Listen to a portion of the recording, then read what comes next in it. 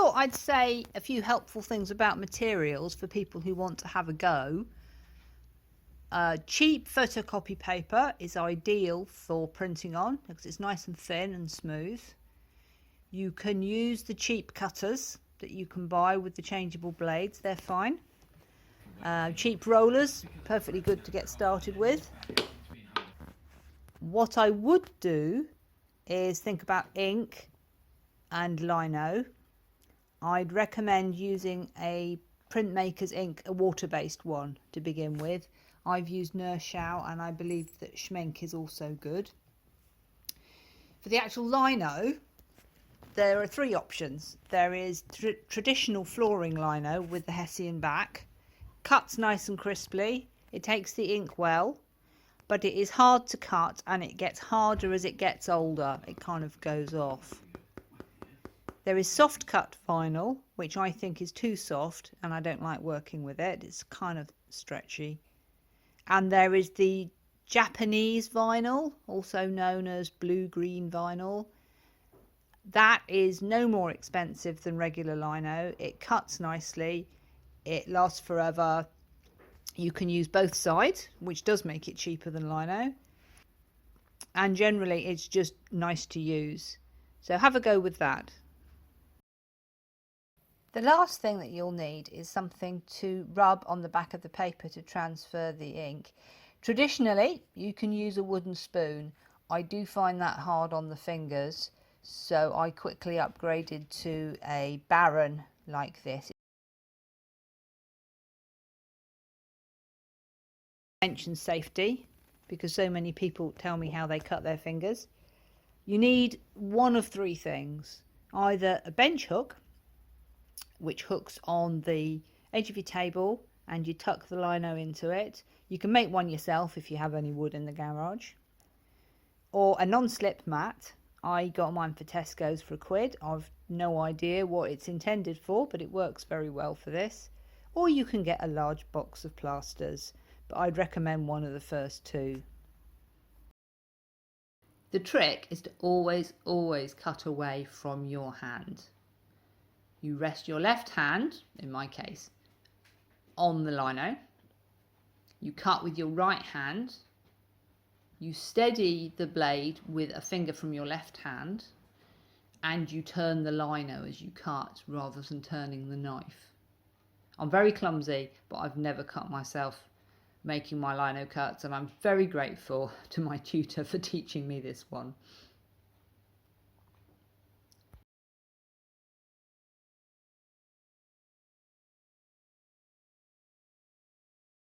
Few things to bear in mind when you're designing a lino cut. The first one is to remember that it's like drawing with a white marker. So to make a white line, it's easy to cut with a knife, a nice smooth line like that. But to make a dark line, you have to cut each side of it and then cut away. And the chances of something going wrong are much higher.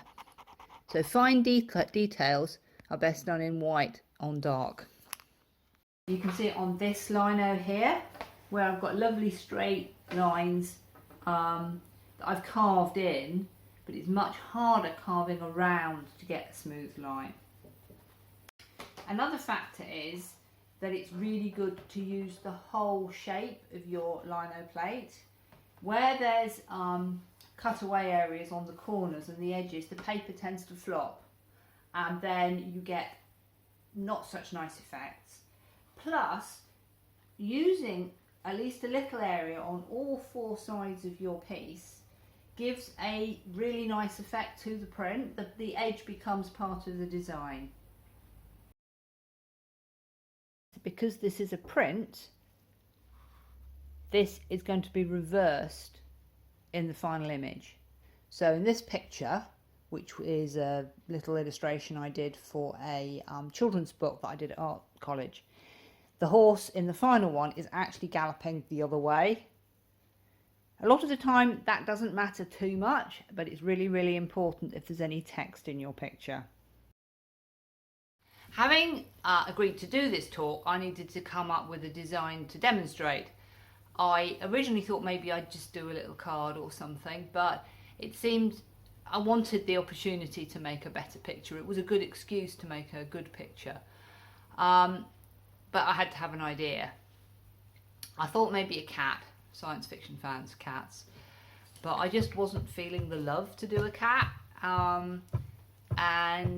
When I was looking at some photographs of cats, particularly some I took in Egypt on holiday a little while ago, then I noticed all these photographs I'd taken of statues of the goddess Hathor, and the reason I took them was because I thought they were beautiful statues and it was really interesting.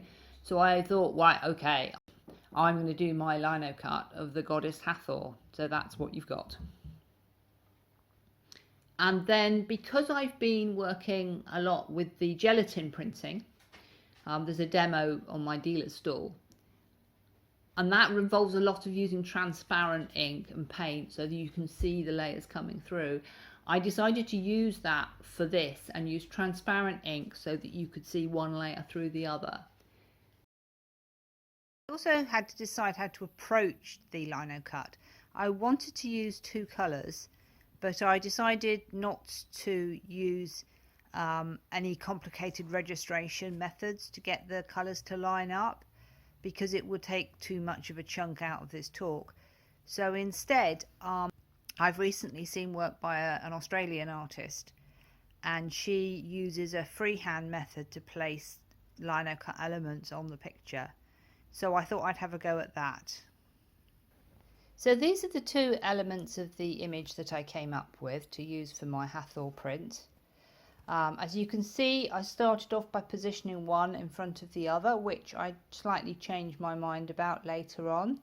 I can then use the iPad Procreate program to change things with the balance of the lights and darks in the image until I get the right level of contrast that I want and the graphic shapes.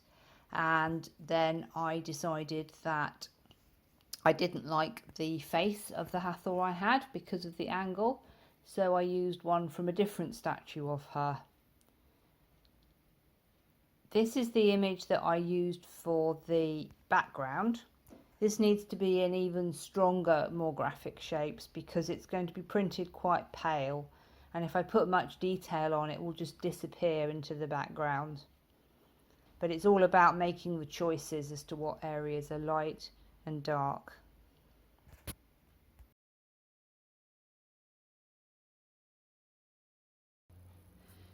One of the nice things about doing Linocuts is that you don't actually have to be very good at drawing.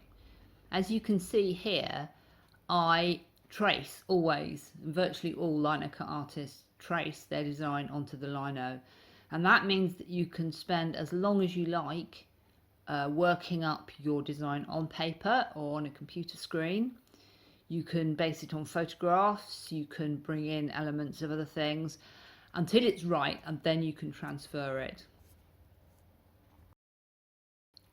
I very often use photos as reference material, though I'm always careful to check that it's Creative Commons appropriate copyright, or preferably something that I've taken myself. Now I can start cutting. As you can see, I've got my hands in the approved position, and I'm going to start off by doing the long, smooth curves around the edges of the shapes. The lines in a single stroke, even though I have to stop and turn the lino, I still keep the gouge blade in the same place. I use file cutting blades. They're made in Switzerland, and they're very good tools. They are sharp and they stay sharp, and you can resharpen them when they go blunt. They come in a greater variety of depths of cutting than the removable blade ones. My smallest is 0.5 millimeters, and they come in different profiles, U-shaped, V-shaped, and so on. You have to buy more tools, but it's worth it if you're going to do a lot. I think they're really superior to use. Going around the edges of all the shapes first to make sure I get a nice accurate line, and just in case my hand rubs out the pencil lines, which can happen if you do a lot of cutting on the same piece.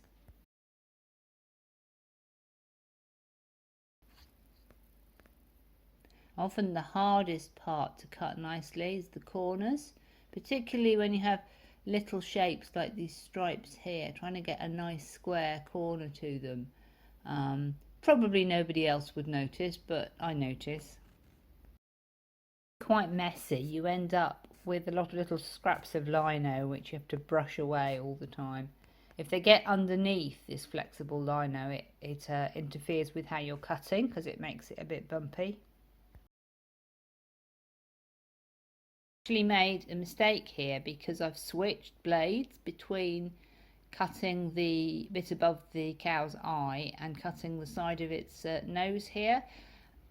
As a result, there's a danger that the chatter on that part might look different to the chatter on the part above the eye, so I will go back and carve out as many lines as I can to reduce the amount of chatter.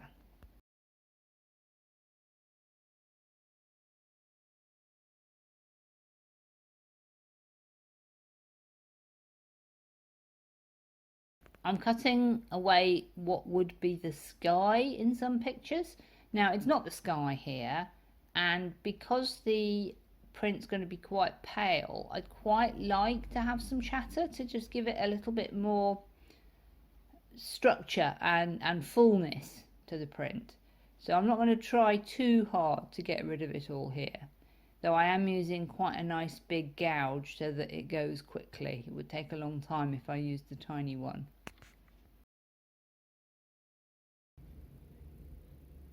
At this point, I spotted a mistake that's not really a mistake. Because I'm reusing a piece of this lino vinyl, I've managed to cut where there is already carving on the other side, so there's a hole all the way through. But it doesn't actually matter because I want that area to print pretty much white anyway.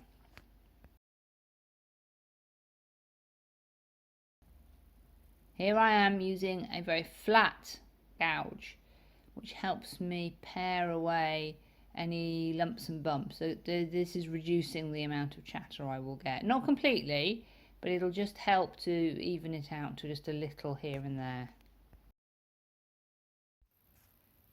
When you're carving away material, it's worth thinking about which direction the strokes are going in.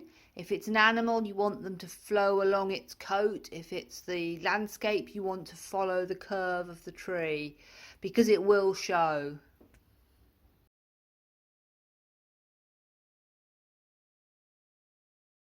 It is a painstaking process, and it took me at least 45 minutes to cut her out, and probably similar to cut the cow out. You didn't want to watch all of that in real time. This is an area where I did change the design during the tracing stage.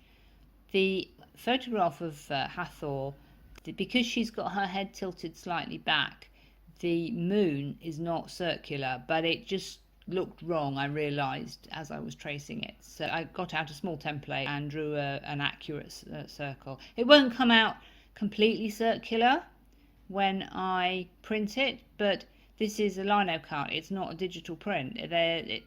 Flaws make it human. You have to be particularly careful when you're cutting eyes. That's the most noticeable thing and the easiest thing to get wrong. So I always do them quite early, because if the eyes are all wrong, I would just throw this piece of lino in the bin and start again.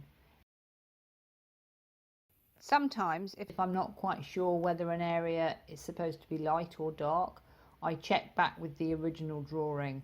It can actually be quite hard to tell, because the blue-green lino has a black core. You're trying to cut highlight and it comes out black. It can mess with your head a bit and you have to check. I changed quite how many strands of hair she had, because even with my finest cutter, which is 0.5 millimeters, I couldn't get quite as many in as I'd drawn. so better to have some clear ones that are not quite so numerous. The other thing that I changed during the carving stage was that I made her ankles a little bit more dainty. I think on the statue they're quite solid to hold her up, but I decided that in lino she could be more elegant. I don't want any blue markings to show up round Hathor. I want her to be completely isolated and nothing to be obscuring the cow behind. So I cut a deep channel all the way around her edge, and now I'm using a scalpel to cut her right out of the lino. I do the same if I've got a sky in an image because it's really distracting having chatter going across the sky.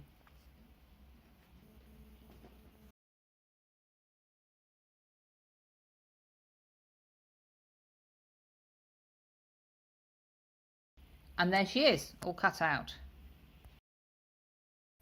So I've cut both the linos and we can move on to the next stage. The final stage before the exciting bit of printing it is to do the proofing. This means running off some prints using cheap ink and photocopy paper just to check that the cuts come out all right. So I'll print a couple each using the Nurse-Out ink, which dries nice and quickly, and then I will study the print next to my original drawings and just make sure that everything come out all right and is nice and clear. And in fact, I was pretty happy with these proofs. I think I changed a tiny bit on one of them, but generally it was good. So we could get on and do the proper printing. First of all, I'm going to have to mix some ink. I use Caligo Safe Wash Relief inks. They come in lots of colours. I don't use all of them. You don't need all of them. Mixing is much better to get exactly the shade you want. So this particular one, I've started off with Prussian blue and yellow ochre, but that's given to earthier green, so I added in some processed yellow as well. Then I mixed in some extender to make it more transparent, but the extender is quite a gloopy kind of consistency. It's a bit runny, so I also added some magnesium paste to make it a little bit thicker. Now I need to do some test prints to check that the colour is right, and also it gives me some sample pieces that I can use to print my second colour on to check that the two colours go well together, and that in this case that this transparency works and you can see one colour through the other. I've got out some paper to print on.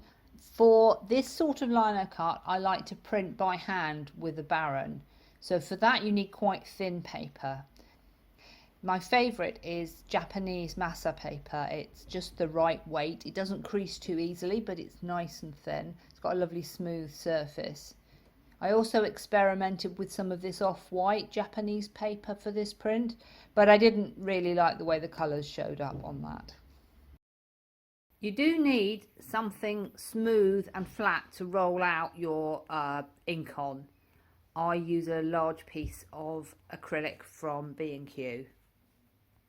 The trick with rolling the ink onto the actual lino plate is to do it slowly and carefully. You want thin layers of ink, thin on the roller, thin on the lino, and multiple layers.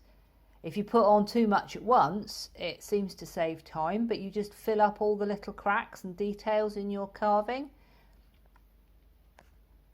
You can see that I'm not taking any trouble to avoid the textured cutaway areas on this print. That's because I actually want to have a little bit of printing of the background texture to fill in the area between the cow's horns. First print is always onto a piece of scrap paper because the first one never comes out very well, so why waste nice paper doing that?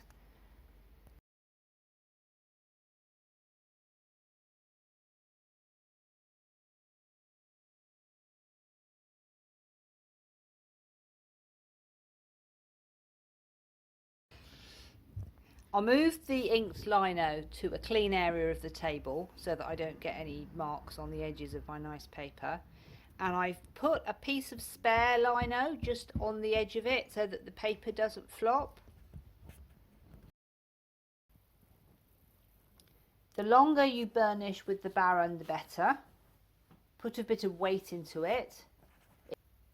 The paper shouldn't slip if you've put the right amount of ink on. You'll get a feel for that. So you press down, you rub in little circles. You have a peep. You have another peep to make sure the ink is transferred, and then you can take it away.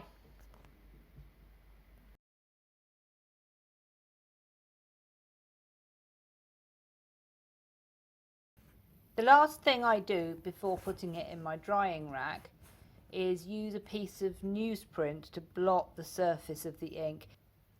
It just takes a little bit off. Calico dries slowly, so it does help. And then it goes into my rather Heath Robinson drying rack, made out of an old chest of drawers and some greenhouse shade netting. So the first layer has had 48 hours to dry. So now I can print my second layer.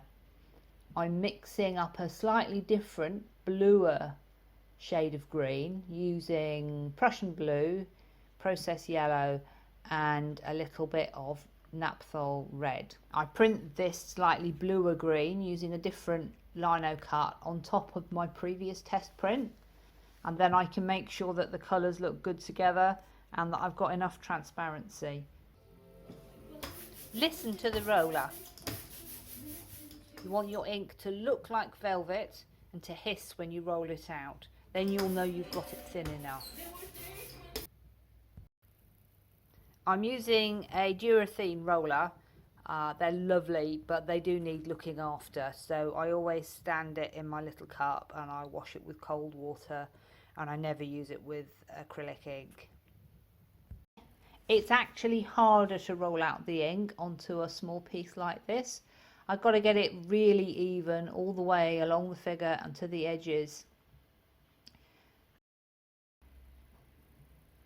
So what I'm doing is I'm very carefully dropping the lino onto the print. I hammer on the back to get that pressure. I experimented with flipping the paper over and rubbing from the back. Just made the paper slip under the lino and I got a smudge, so it really wasn't worth it. I'd rather have the texture and the lightness of colour doing it this way. And there she is. 2-colour Linocut printed over the last few days, especially for confusion.